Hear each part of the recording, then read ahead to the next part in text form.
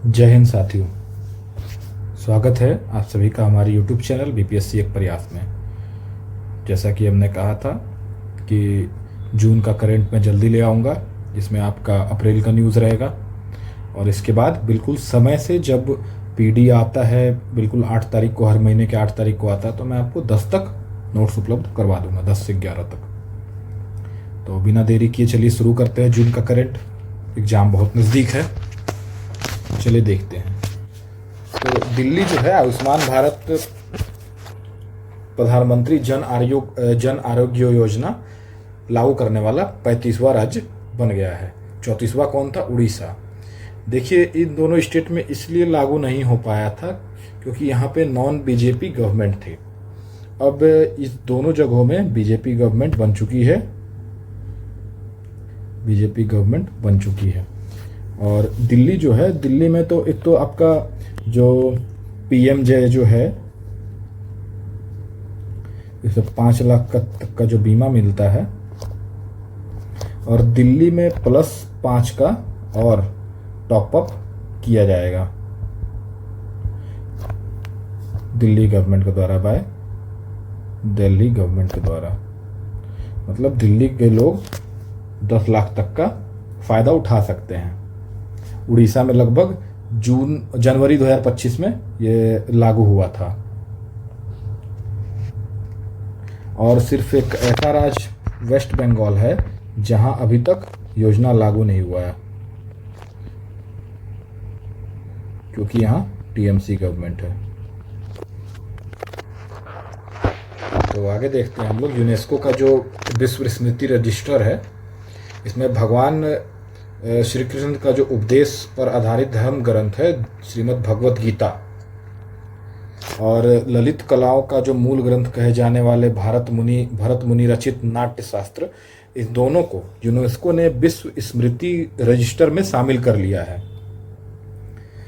इससे जो होता है, इसमें शामिल करने से क्या होता है कि भारत की संस्कृति और दार्शनिक विरासत को विश्व पटल पर पहचान मिलती है,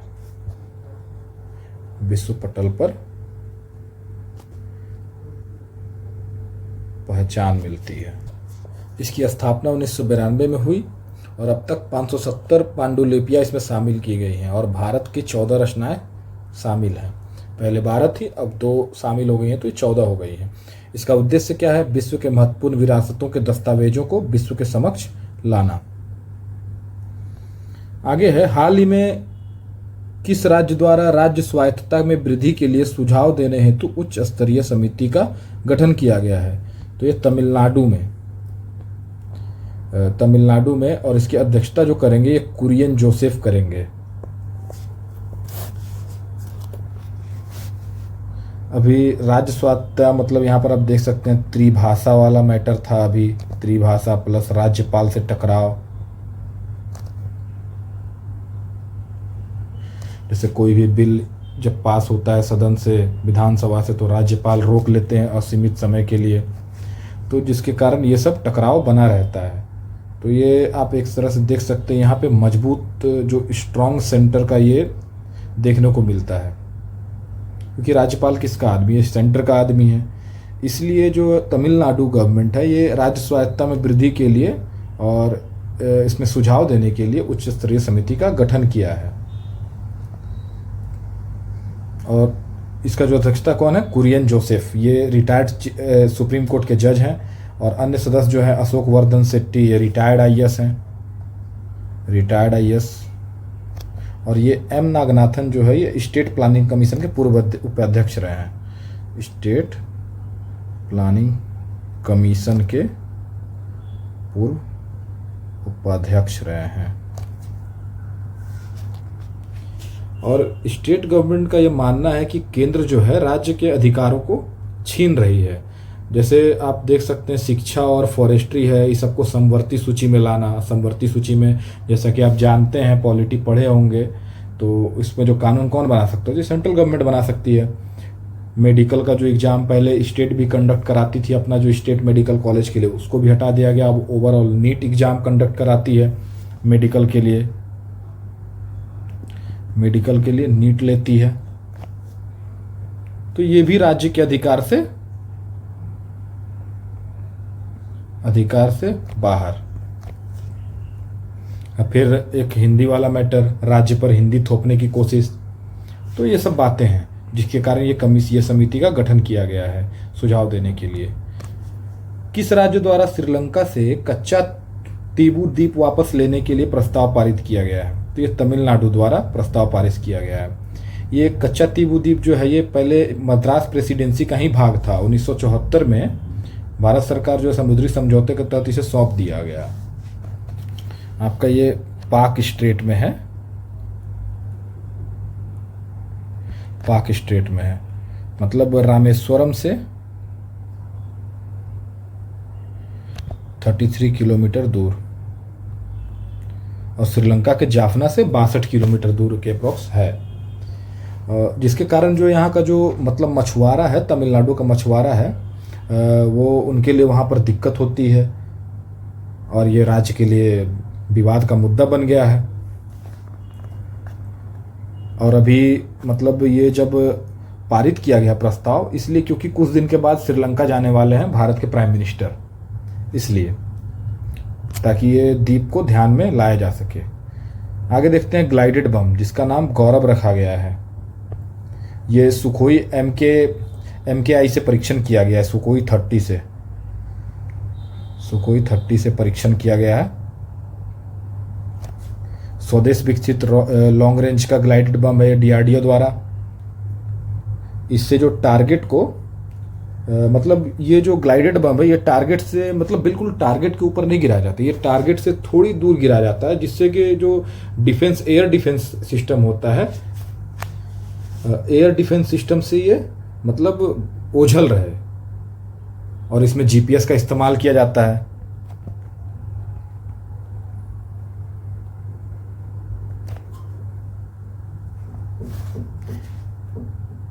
मतलब किसी उड़ते हुए विमान से छोड़े गए बम को कहते हैं ये ग्लाइडेड बम, जिसका नाम गौरव है। ये 1000 kg का बम है। 100 किलोमीटर की दूरी तक सटीक निशाना बना सकता है।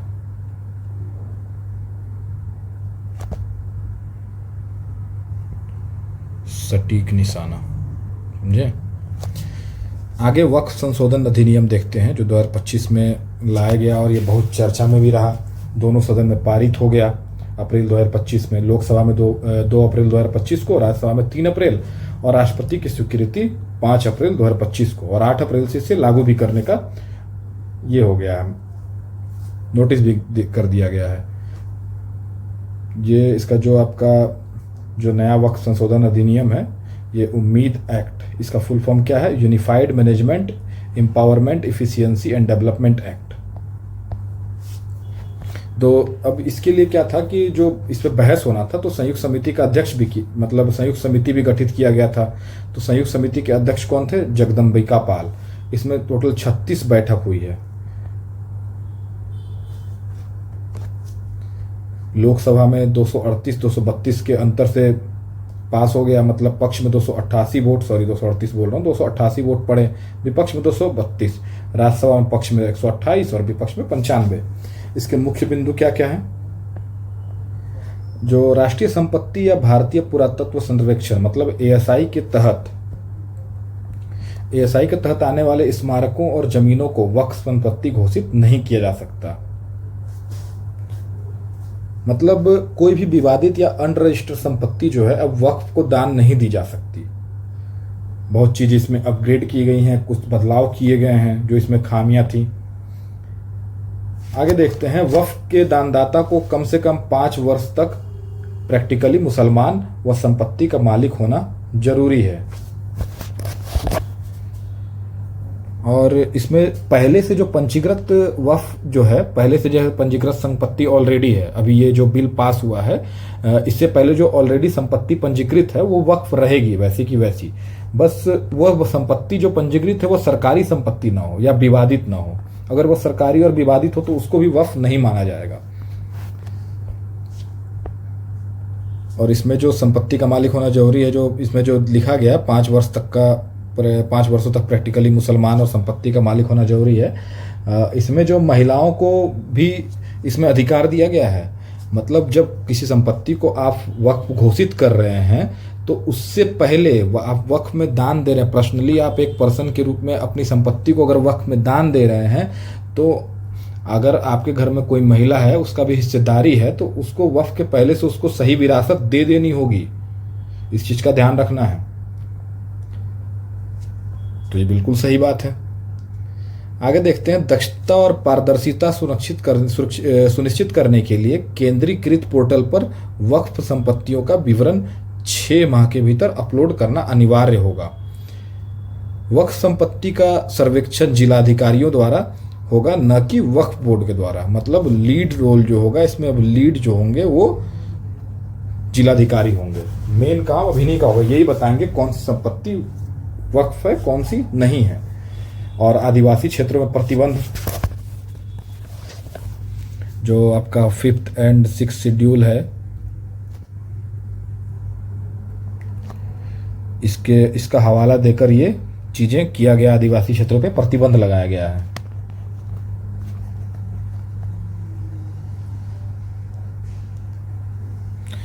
केंद्रीय वक्फ परिषद में 22, जिसमें 10 मुस्लिम और इसमें 2 महिलाएं होंगी। 10 मुस्लिम में 2 महिला जरूरी, तथा राज्य वक्फ बोर्ड में 11 सदस्य, जिसमें भी 2 महिला जरूरी है।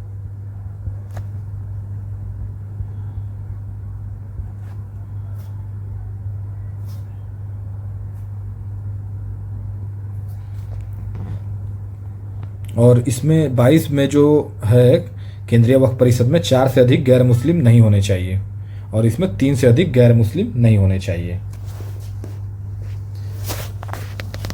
अगला न्यूज देखते हैं, देश के पहले वर्टिकल लिफ्ट सी ब्रिज का उद्घाटन किया गया है, जो रामेश्वरम को मंडपम से जोड़ता है। ये 2.07 किलोमीटर का है। इसमें जो 72.5 मीटर लिफ्टिंग हिस्सा है, जिससे मतलब ये 17 मीटर ऊपर उठेगा, 17 मीटर ऊपर उठेगा, जिससे बड़ा से बड़ा शिप आसानी से पार कर सकता है। और इसमें समुद्री जहाज भी आराम से आवागमन कर सकते हैं। इसका नाम क्या है? तो पंबन ब्रिज। कहाँ है? तमिलनाडु में। आगे देखते हैं अंतर्राष्ट्रीय घटनाक्रम में, दक्षिण कोरिया में मार्शल लॉ जो लागू किया गया है, लागू कौन किए थे? उस समय के जो राष्ट्रपति थे युंगसुक येओल, ये जो मार्शल लॉ लागू किए थे, जिसके कारण वहाँ के संसद ने इन पर महाभियोग चलाया, और जिसके कारण इन पर केस चला, और संवैधानिक न्यायालय ने इसे पद से हटा दिया गया, पद से इन्हें हटाया। तो कौन है दक्षिण कोरिया के राष्ट्रपति जिन्हें संवैधानिक न्यायालय ने पद से हटाया? युंगसुक येओल। ऑपरेशन ब्रह्मा, म्यांमार में भीषण भूकंप के बाद राहत एवं बचाव कार्य हेतु भारत का पहल। अभी 7.7 मैग्नीट्यूड का भूकंप आया था यहाँ पे म्यांमार में, 7.7 मैग्नीट्यूड। मतलब इमारत ताश के पत्ते की तरह बिखर गया। बिल्कुल बहुत सारा वीडियो आया होगा जिसमें पानी छत से ऊपर आ रहा है, एक इमारत गिर रही है, बिल्कुल बहुत सारा वीडियो आया था। तो उसी के राहत एवं बचाव कार्य के लिए भारत ने ऑपरेशन ब्रह्मा चलाया और बचाव कार्य हेतु राहत दल भेजा। बिम्स्टेक का 6ठा शिखर सम्मेलन कहां पर हुआ? थाईलैंड, बैंकॉक में।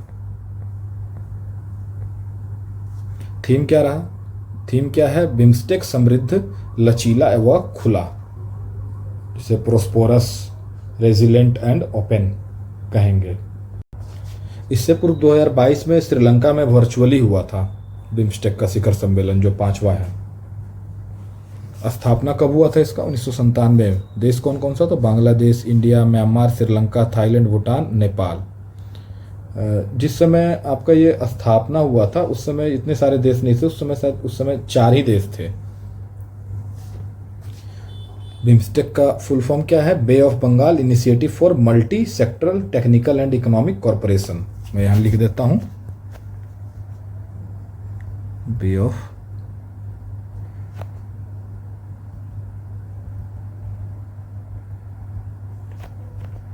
Initiative for multi sectoral technical and economic cooperation.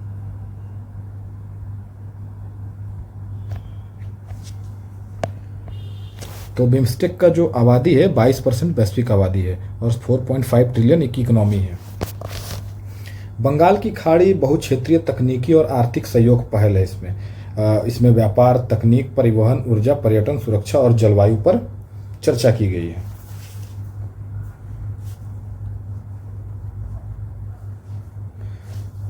घोषणा पत्र को बैंकॉक विजन 2030 का नाम दिया गया।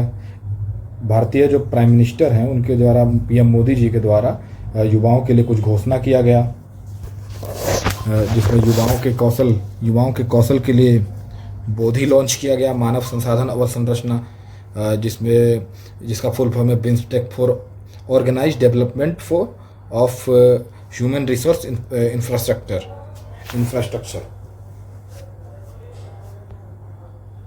बिम्स्टेक चैम्बर ऑफ कॉमर्स की स्थापना की गई और इससे भारत में प्रत्येक वर्ष बिम्स्टेक बिजनेस समिट का आयोजन किया जाने का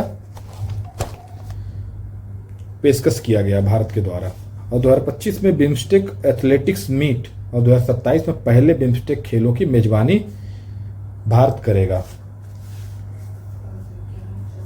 सीईपी का फुल फॉर्म देख लेते हैं। CEPA comprehensive economic partnership agreement. इसलिए इसका मैं लिख दिया हूँ फुल फॉर्म, क्योंकि ये 2-3 जगह ये इसका टर्म देखा गया है प्रतियोगिता दर्पण में, इसीलिए मैं देख लिया हूँ, शायद फुल फॉर्म दे दे। इस बार भी था एक फुल फॉर्म, तो हमेशा बीपीएससी एक आध फुल फॉर्म दे ही देती है पूछने के लिए। तो सीईपीए का फुल फॉर्म ध्यान रखिएगा, comprehensive economic partnership agreement. Slovakia में राष्ट्रपति द्रौपदी मुर्मू को डॉक्टरेट की मानद उपाधि दी गई। सैन्य खर्च में सिप्री का रिपोर्ट देख लेते हैं। विश्व सैन्य खर्च में 9.4% की वृद्धि हुई है। सिप्री जो है विभिन्न देश में सैन्य में जो खर्चा किया जाता है उसका रिपोर्ट देता है। इसका शीर्षक क्या रहा? सिप्री का जो शीर्षक रहा, trends in world military expenditure. लिख देता हूं, शीर्षक इसमें लिखा नहीं है शायद। Trends in world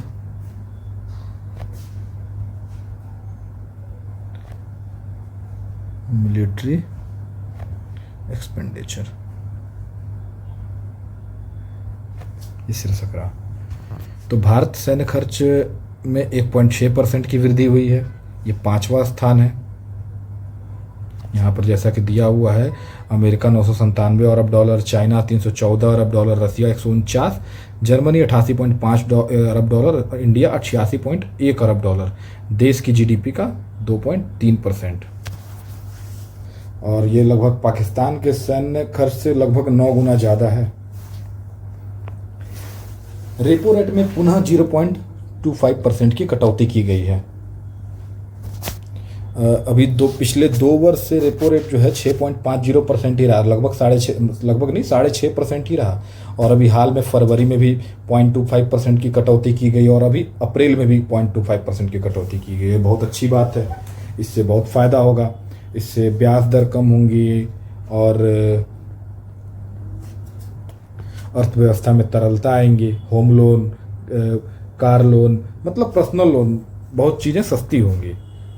repo rate तो आपको जैसे पता ही है आपको कि आरबीआई व्यावसायिक बैंक को जिस रेट पर लोन देती है, जिस ब्याज दर पर लोन देती है, वही रेपो रेट होता है।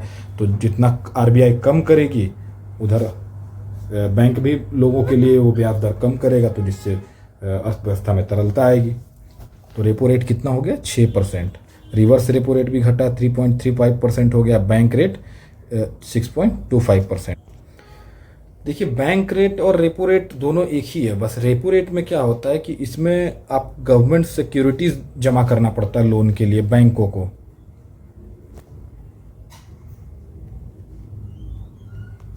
और इसमें बिना किसी सिक्योरिटीज के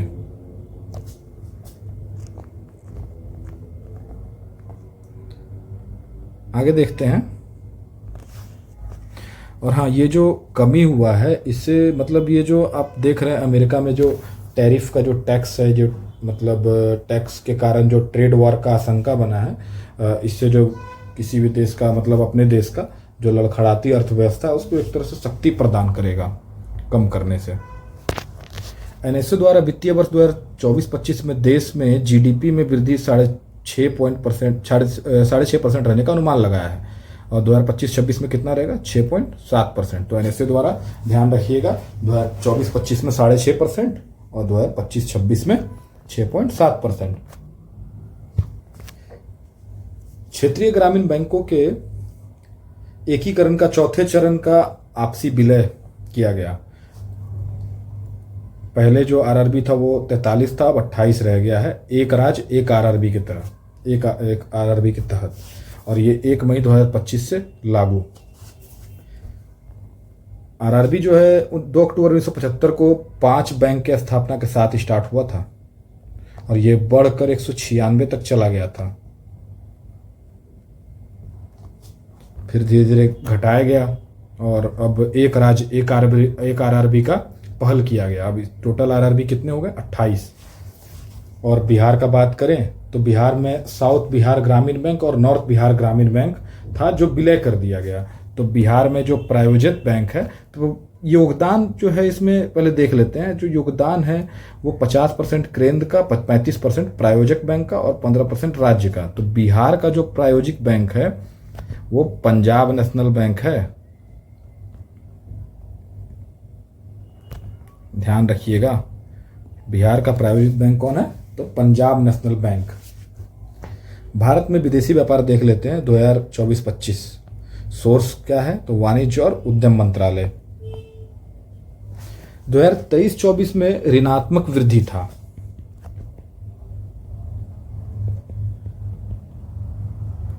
ऋणात्मक वृद्धि था,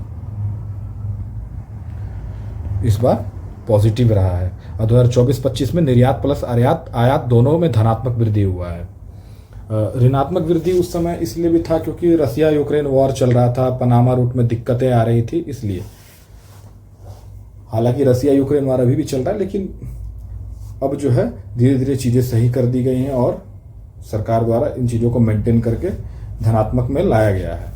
वस्तुगत व्यापार देख लेते हैं अरब डॉलर में 2024-25 में कितना रहा। तो निर्यात में 437.42 अरब डॉलर रहा, 0.08% की वृद्धि, और आयात में 720.24 अरब डॉलर, 6.2% की वृद्धि। सेवाओं का व्यापार, निर्यात आपका 338.51 अरब डॉलर, इसमें वृद्धि 12.45% की रही, और आयात 194.95 अरब डॉलर, इसमें 9.33% की वृद्धि रही। और वस्तु प्लस सेवा दोनों को मिला दे तो 820.93 अरब डॉलर रहा और 5.5% की वृद्धि देखी गई। कुल आयात कितना तो 915.19 अरब डॉलर और 6.85% की वृद्धि देखी गई। व्यापारिक घाटा कितना रहा, व्यापारिक घाटा -94.26 अरब डॉलर रहा।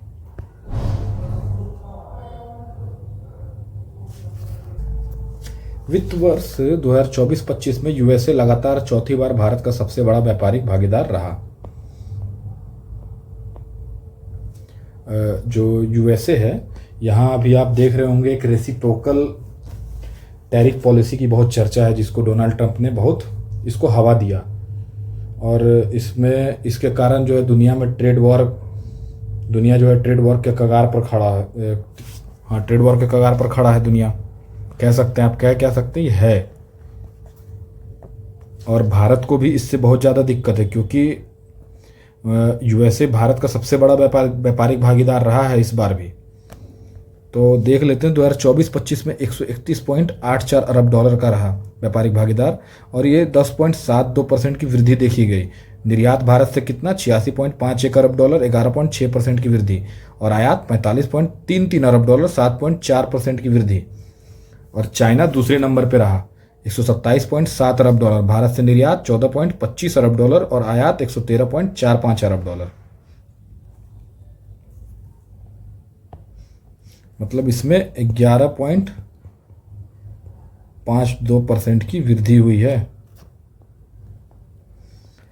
एयरपोर्ट्स काउंसिल का रिपोर्ट देख लेते हैं। विश्व का सबसे व्यस्तम हवाई अड्डा जो है वो अटलांटा, यूएसए का अटलांटा है।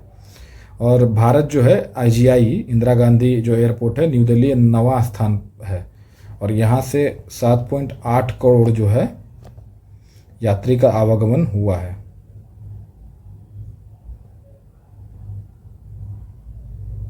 और यहाँ से लगभग 10 करोड़। प्रधानमंत्री मुद्रा योजना का 10 वर्ष पूरा हो गया। प्रारंभ कब हुआ था? 8 अप्रैल 2015। 8 अप्रैल 2025 को ये 10 वर्ष पूरा हो गया। कुल श्रेणी कितनी इसमें? शिशु 50,000 तक इसको मिल सकता है लोन, किशोर 50,000 से 5 लाख, तरुण 5 लाख से 10 लाख और तरुण प्लस 10 से 20 लाख। इसमें जो है बिना किसी जमानत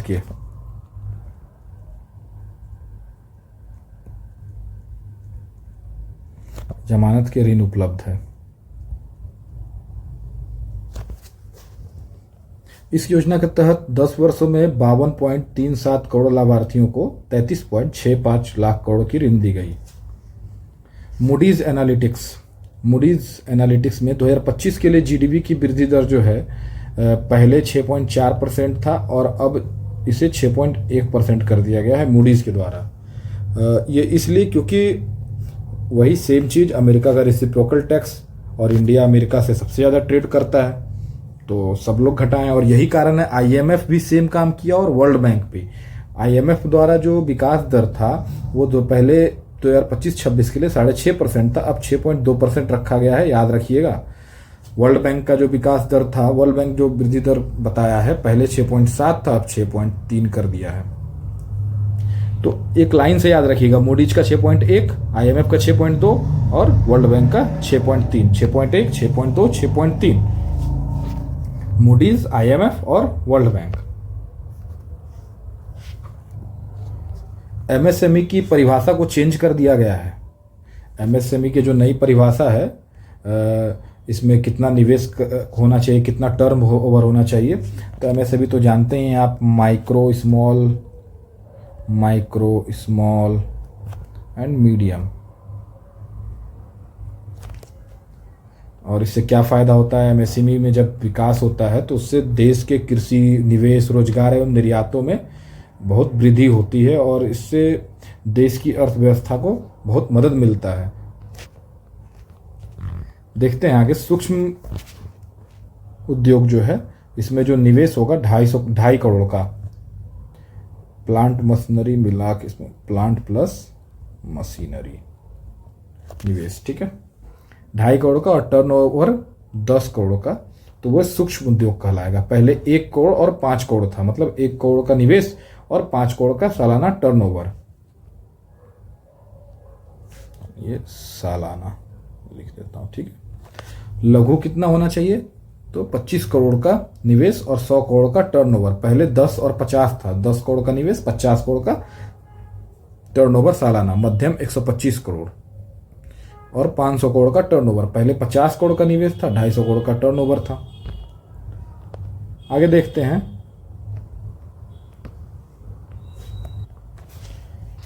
नियुक्ति की गई है जिनकी, प्रधानमंत्री के निजी सचिव किसे नियुक्त किया गया है? तो निधि तिवारी, भारतीय विदेश सेवा। आरबीआई की डिप्टी गवर्नर, आरबीआई में deputy governor doctor Poonam Gupta. 23वां विधि आयोग के अध्यक्ष कौन है? तो दिनेश माहेश्वरी। गठन 1 सितंबर 2024 और कार्यकाल 31 अगस्त 2027 तक। तो इसका मुख्य कार्य क्या होगा पता है? इसका मुख्य कार्य है भारत में यूसीसी की व्यवहार्यता की जांच करना। पेंशन फंड नियामक और विकास, पेंशन फंड नियामक और विकास प्राधिकरण के नए चेयरमैन, पीएफआरडीए के नए चेयरमैन कौन बने हैं? एस रमन। भारतीय स्टेट बैंक के नए अध्यक्ष सीएस शेट्टी। देश के 52वें सीजीआई जो हैं वीआर गवई बने हैं। भारतीय कृषि अनुसंधान संस्थान के नए महानिदेशक डॉक्टर मांगी लाल जाट। माकपा सीपीआईएम के नए महासचिव एमए बेबी बने हैं, मारियम अलेक्जेंडर बेबी। पुर्तगाल की राजधानी लिस्बन में यहाँ के मेयर द्वारा राष्ट्रपति द्रौपदी मुर्मू को सिटी की ऑफ ऑनर से सम्मानित किया गया है। सिटी की ऑफ ऑनर किसे सम्मानित किया गया है? तो द्रौपदी मुर्मू को। तो कहाँ? तो फ्रांस की राजधानी लिस्बन में वहाँ के मेयर के द्वारा। प्रधानमंत्री मोदी को श्रीलंका मित्र विभूषण पुरस्कार दिया गया। पत्रकारिता के क्षेत्र में चमेली देवी जैन पुरस्कार जतिंदर कौर तूर को दिया गया, पंजाब के हैं। विजडन क्रिकेट सम्मान 2025 सर्वश्रेष्ठ क्रिकेटर जसप्रीत बुमराह, सर्वश्रेष्ठ महिला क्रिकेटर स्मृति मंधाना। लता दीनानाथ पुरस्कार 2025 ये चौथा संस्करण है और ये कुमार मंगलम बिरला को दिया गया है। ये उन्हीं को दिया जाता है जिनका राष्ट्र के निर्माण में अनुकरणीय योगदान रहा हो। एबल पुरस्कार गणित का नोबेल है, मैथ्स नोबेल प्रोफेसर मासाकी काशीवारा को दिया गया, ये जापान के हैं। प्रिट्जर पुरस्कार 2025 लिऊ जियाकुन को दिया गया, चाइना के हैं, वास्तुकला क्षेत्र में।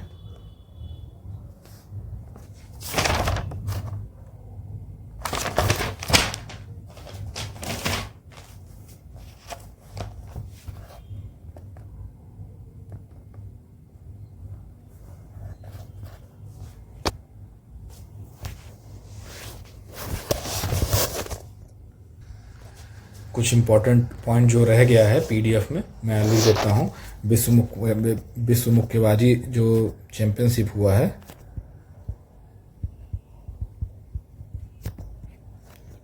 विश्व मुक्केबाजी कप में 6 पदक भारत द्वारा पाया गया।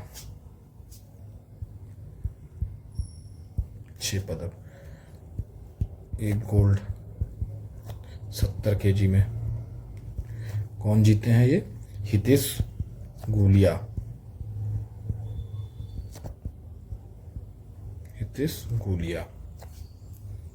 10 बॉक्सर का दल गया था।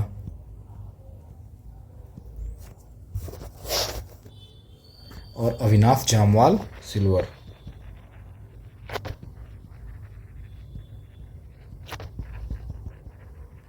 ये 65 केजी में जीते हैं। टोटल 6 पदक जीते हैं। तो इसी के साथ हमारा जून का करेंट समाप्त। जून करेंट एंड। मिलते हैं। अब मई का करेंट अगले महीने 8 को आएगा, तो मैं 10 से 11 तक करा दूंगा वो करेंट। अब टाइम टू टाइम बिल्कुल मैं करेंट अपलोड कर दूंगा, और कुछ टॉपिक में बीच में अलग अलग टॉपिकों को भी मैं लाऊंगा वीडियो के माध्यम से। तो जुड़े रहिए हमारे चैनल से। लाइक कर दीजिए और शेयर कर दीजिए अपने दोस्तों के बीच, ताकि ज़्यादा से ज़्यादा लोगों के बीच पहुंच सके। ध्यान रखिए सभी लोग अपना। मिलते हैं हम अगले वीडियो में। जय हिंद, जय भारत।